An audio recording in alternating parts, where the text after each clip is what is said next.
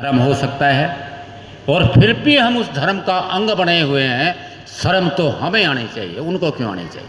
वो तो भुलाएंगे उनका धर्म। एक श्लोक कहता है ब्राह्मण धर्म का ही, ओछे पट्टनम दातव्यम जीर्ण निवास नानी चय पुलाकाश सैव धान्य नाम जीर्ण सैव परिचिता। कहता है शूद्र को ब्राह्मण का झूठा अन्न खाना चाहिए, शूद्र को अच्छे बर्तन में खाना नहीं खाना चाहिए, शूद्र को ब्राह्मण के फटे पुराने कपड़े पहनने चाहिए। क्या ये ग्रंथों में लिखने की बातें हैं? अगला श्लोक कहता है न शूद्रे पात कह किंचिन चय संस्कार महर्ति न्यासाधिकारो धर्मस्थि न धर्मात्पत्ति निषेधम। कहता है इस धर्म के अंदर शूद्र का कोई अधिकार नहीं, शूद्र का इसमें कोई संस्कार नहीं है। अरे जब तुम्हारे लिए अधिकार नहीं, तुम्हारे लिए संस्कार नहीं, तुम उस धर्म में क्यों मरना चाहते हो? तुम उस धर्म में क्यों गड़ना सड़ना चाहते हो? तुम क्यों नहीं मानते बाबा साहब को जो 14 अक्टूबर 1956 को धर्म बनाया था, उस धर्म में क्यों नहीं जाना चाहते? ये बातें बताई जाने से बाबा साहब ने कहा था व्हाट वे इमांसिपेशन, तुम्हारी मुक्ति कैसे संभव हो सकती है?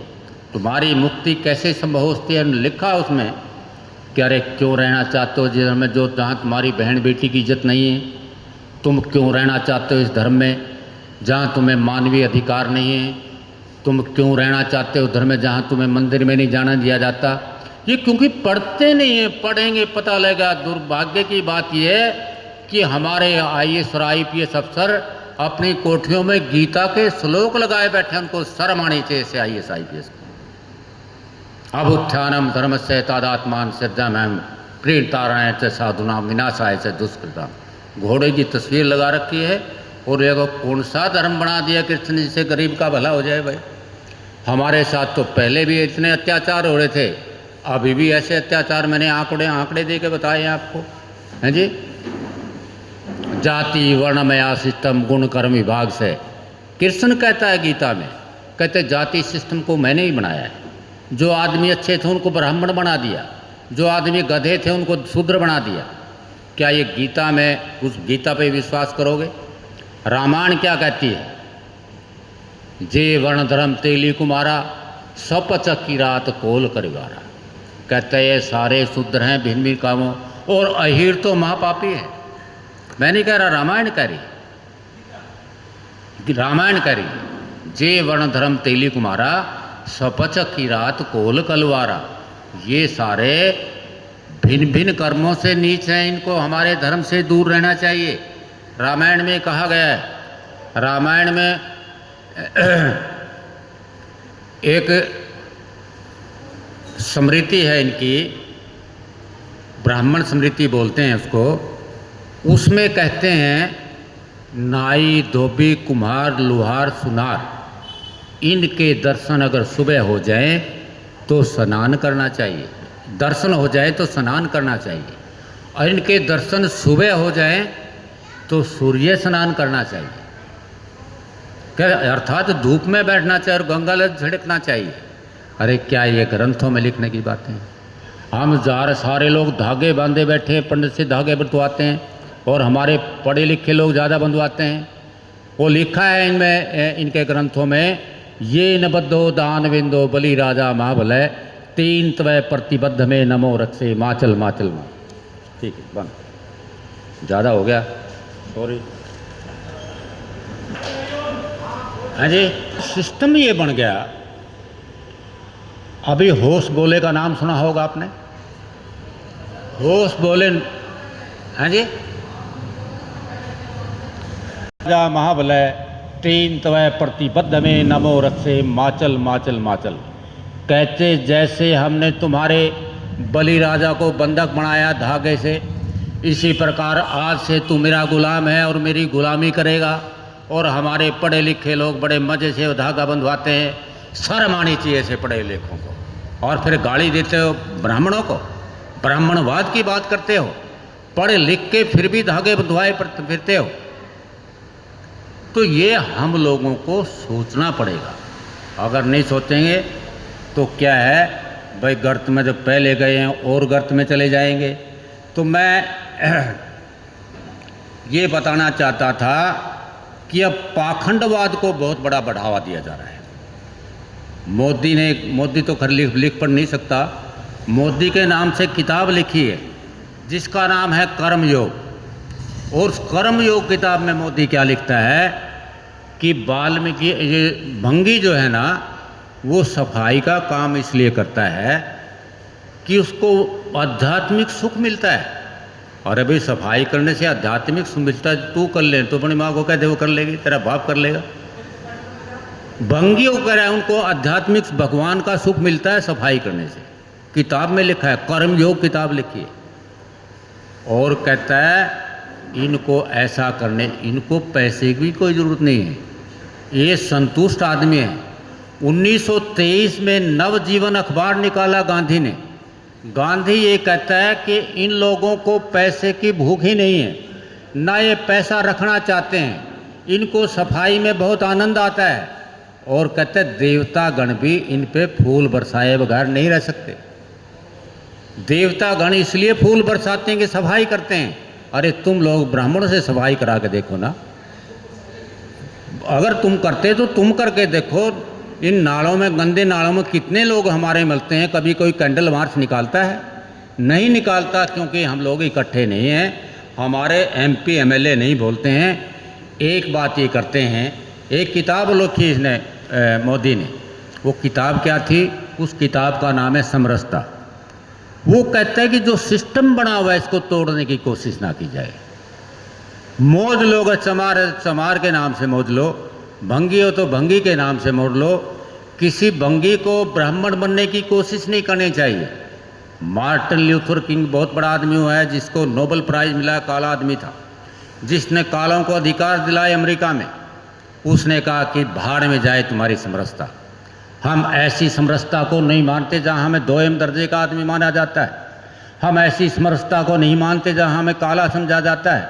हम ऐसी समरसता को नहीं मानते जहाँ पे गोरे काले का भेद किया जाता है। और यहाँ उस समरसता को राष्ट्रवाद के नाम पे, थोथे राष्ट्रवाद के नाम पे थोपने का प्रयास किया जा रहा है।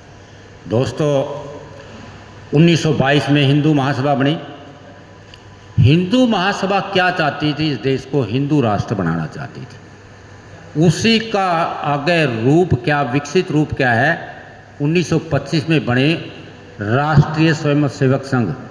मैं गांव-गांव जाता हूं, लोगों को पढ़ाता हूं। दुर्भाग्य की बात यह है कि हमें RSS के मीनिंग नहीं पता। गांव में 99% लोगों को RSS का नहीं पता। हम पूछते हैं लड़कियों को, पढ़े लिखे लड़कों को, तो RSS भी यही चाहती है इस देश में। वो मनुस्मृति लागू करना चाहते हैं इस देश में। जैसे होश बोलो की स्टेटमेंट मैंने बताई थी, वो मनुस्मृति जब इस देश का संविधान 26 नवंबर 1949 को बन के तैयार हुआ था, ऑर्गेनाइजर अखबार है इनका, RSS वालों का, उसने एक पूरा लेख लिखा। उस लेख में क्या लिखा कि हम इस देश के संविधान को नहीं मानते। क्यों नहीं मानते? क्योंकि इसमें मनुस्मृति के श्लोक नहीं दिए गए, मनुस्मृति का कुछ नहीं लिखा गया। इसका मतलब क्या है कि ये संविधान को न मान करके मनुस्मृति को इस देश में लागू करना चाहते हैं। और मनुस्मृति क्या चाहती है? इस देश के अंदर वर्ण व्यवस्था लागू करना चाहती है। वर्ण व्यवस्था से क्या होने वाला है, जो मैंने आपको श्लोकों के माध्यम से बताया। आपका इनका एक पहला सरसंघ चालक था हेडगेवर, उसके बाद जो दूसरा सरसंघ चालक बना वो 1940 से लेकर के 1973 तक सरसंघ चालक रहा। उसने किताब लिखी, we and our nationhood defined. उसमें वो भूरी भूरी प्रशंसा करते हैं। किसकी प्रशंसा करते हैं? मुसोलिनी की, जो डिक्टेटर था इटली का। हिटलर की जो डिक्टेटर, जो नाजी पार्टी बनाई जर्मनी में, जिसने लाखों यहूदियों का वध कर दिया जर्मनी के अंदर। और BS मुंजे नाम का आदमी, BS जिसने RSS बनाई थी, RSS का संस्थापक सदस्य था, वो इटली में जाकर के मुसोलिनी के कैंपों में भाग लेकर आया था। और अब जिस पार्टी का राज है वो क्या है? ये उसी का ही एक अंग है, उसी का ही एक एक्सटेंशन है RSS की। इनका भी ये मुद्दा है कि इस देश में वही काम किया जाए जो आरएसएस करवाना चाहती है। और आरएसएस क्या करवाना चाहती है? मनुस्मृति लागू करना चाहती है। इसलिए क्या है, इस देश के अंदर मनुस्मृति तब तक लागू नहीं होती जब इस देश का संविधान बरकरार है। संविधान रहेगा तो मनुस्मृति नहीं लागू हो सकती। इसलिए उनका सबसे बड़ा अटैक किस पे है? संविधान पे है। इनका एक बहुत बड़ा सज्जन आदमी हुआ है, उसका नाम है दीनदयाल उपाध्याय। वो दीनदयाल उपाध्याय ने, जिसने जनसंघ पार्टी बनाई थी, वो इंटेग्रल ह्यूमनिज्म के नाम से किताब लिखी। उस इंटेग्रल ह्यूमनिज्म में क्या लिखता है? वो ऋग्वेद के 10वें श्लोक को बढ़िया बताता है। ऋग्वेद का 10वां श्लोक क्या कहता है? सुनने वाली बात बता रहा हूँ, आप लोगों ने वेद नहीं पढ़े होंगे। ऋग्वेद का 10वां सूत्र ना होता तो वर्ण में अवस्था नहीं होती। ऋग्वेद का 10वां सूत्र कहता है कि ब्राह्मण ब्रह्मा के सिर से पैदा हुआ, मुंह से पैदा हुआ, क्षत्रिय भुजाओं से पैदा हुआ, वैश्य जंघाओं से पैदा हुआ और शूद्र पाँव से पैदा हुआ। अरे हम तो शूद्र भी हैं, हम तो पंचम वर्ण के व्यक्ति, हमारा तो कई हिंदू धर्म में नाम भी नहीं है। शूद्र किसको कहते हैं? बैकवर्ड क्लासेज के लोगों को कहते हैं। और ये उसको अपना आदर्श मानते हैं, दीनदयाल उपाध्याय को अपना आदर्श मानते हैं। इन्होंने जितने भी आज तक ये होश बोले की स्टेटमेंट अभी आई, वो इस देश के संविधान से 2 शब्दों को निकालना चाहते हैं। पहली बात तो इस संविधान को ख़त्म करना। विवेक देबराय जो प्राइम मिनिस्टर के प्रिंसिपल सेक्रेटरी थे इकोनॉमी अफेयर कमेटी के, उसने पूरा आर्टिकल लिखा कि देश का संविधान बदल देना चाहिए। और होश बोले जो दूसरे नंबर का आदमी आरएसएस में, उसने लिखा कि इस देश के संविधान से सोशलिज्म शब्द निकाल देना चाहिए, इस देश के संविधान से सेकुलर नाम का शब्द निकाल देना चाहिए। इन शब्दों से क्या दिक्कत है इनको? सोशलिज्म शब्द से इसलिए दिक्कत है, अगर सोशलिज्म होगा तो हमारे बच्चों को नौकरी मिलेगी। सोशलिज्म का मतलब है जब सोशल समाज का नियंत्रण हो उत्पादन के साधनों पर। अगर सोशलिज्म होगा तो हमारे बच्चों को ज़्यादा से ज़्यादा नौकरी मिलेंगी, पब्लिक सेक्टर अंडरटेकिंग्स बनेंगी। ये नहीं चाहते कि पब्लिक सेक्टर अंडरटेकिंग बने, ये नहीं चाहते कि हमारे बच्चों को नौकरियां मिले, ये चाहते हैं कि वही व्यवस्था फिर लागू हो जाए जिसमें ब्राह्मण की प्रधानता थी। और ये सेकुलर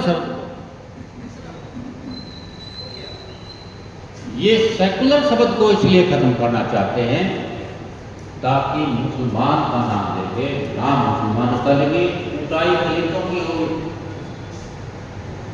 और हमें भड़का जितने दंगे होते हैं उन दंगों में मिसयूज हमारा किया जाता है, मुसलमानों के खिलाफ लड़ा जाता है। मैं आपसे पूछना चाहता हूँ, मुसलमान ने हमारा क्या बिगाड़ा है? जब बाबा साहब राउंड टेबल कॉन्फ्रेंस में भाग लेने गए थे, कौन था बाबा साहब का साथ देने वाला?